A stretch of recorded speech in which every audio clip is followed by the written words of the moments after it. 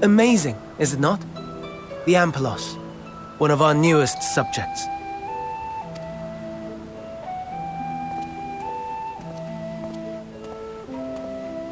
So, how are we coming along?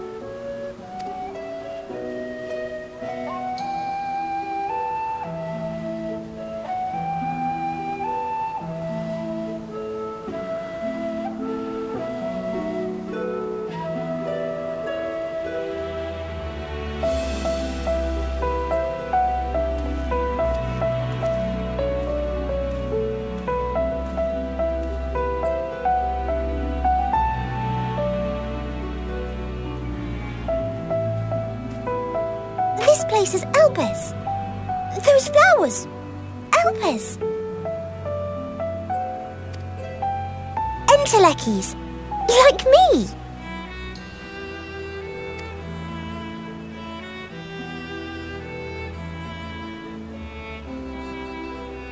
They are a product of Elpis, and so named for their birthplace.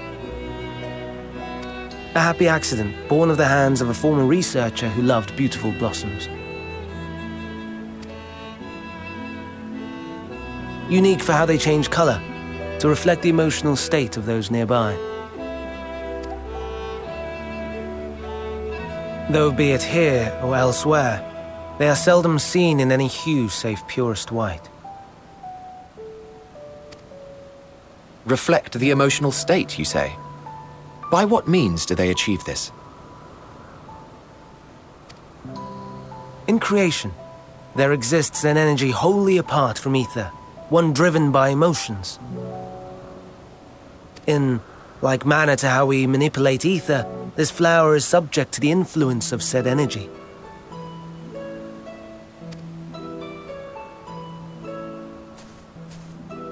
Well, it has no will of its own, It is sensitive to the prevailing emotion in the vicinity and reacts by altering its color and vibrancy.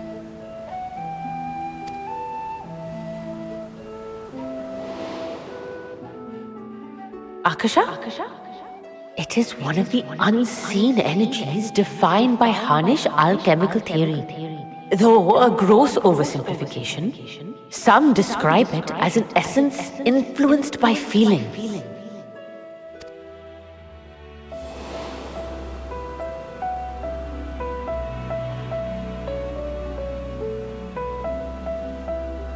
Akasha. Though I'm not familiar with the term, your description suggests it is the self-same energy. Dynamis, we call it.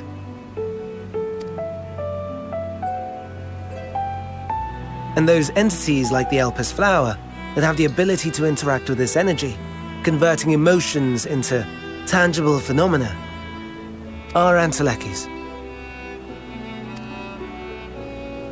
That's me! That's me! An Enteleki!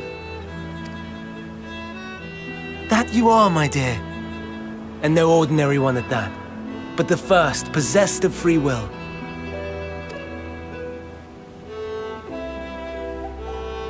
Wait, a form of energy other than ether? Dynamis? I've never heard of such a thing. Hardly surprising. Dynamis cannot be seen, much less felt. And though its existence has long been theorized, we had no proof until the flower's serendipitous creation. What's more, Dynamis is far weaker than ether. Under normal circumstances, its effects are drowned out by the latter. On account of which, beings comprised of and reliant upon the ether, like you and I, are unable to make practical use of Dynamis. 'Tis a truly esoteric thing, known to but a select few scholars. Intriguing. Then, given the limitations you described, why create Meteon?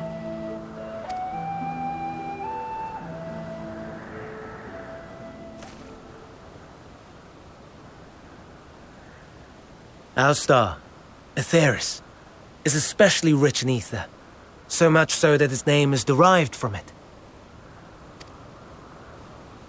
However, when we consider all energy in existence here and in the vast space beyond, Dynamis may account for as much as 68.3%.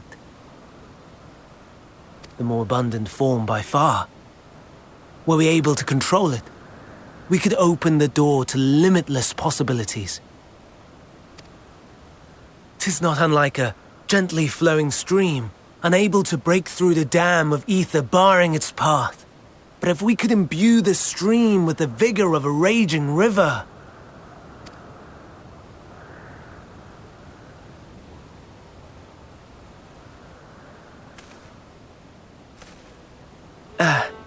Not that I have such grand ambitions. Nay, I merely wish to create a being that could traverse the great expanse.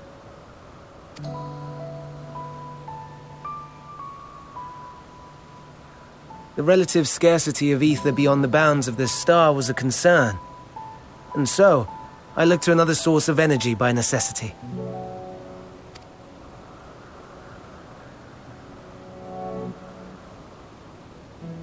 That being Dynamis. No wonder her ether is so thin. Precisely. Yours is thin too. Like an Enteleki. Like me. So, are we the same? Entelekis.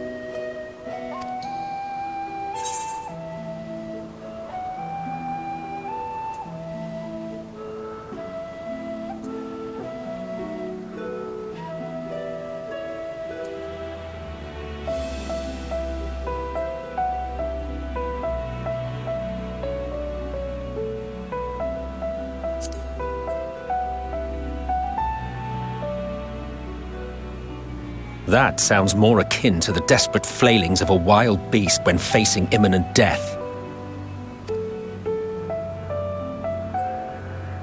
A deficit of ether alone does not an Entelechy make.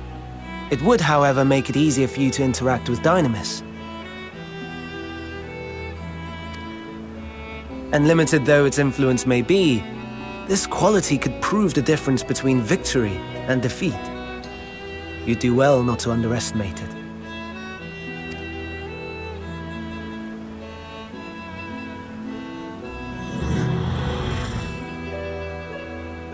Oh dear, I'd forgotten about the poor fella. You must excuse me a moment while I go and verify a few more things.